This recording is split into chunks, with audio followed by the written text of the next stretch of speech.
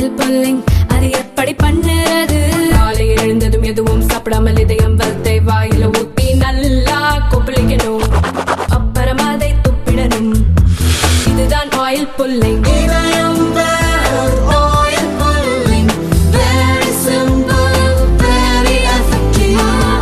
சேலம் மாவட்டம் ஏற்காட்டில் உள்ள அரசு ஏகலைவா மாதிரி உண்டு உறைவிட மேல்நிலைப்பள்ளியில் அறிவியல் ஆசிரியராக பணியாற்றிய இளையங்கண்ணு என்பவர் மாணவிகளிடம் பாலியல் சீண்டலில் ஈடுபட்டதாக கைது செய்யப்பட்டார்.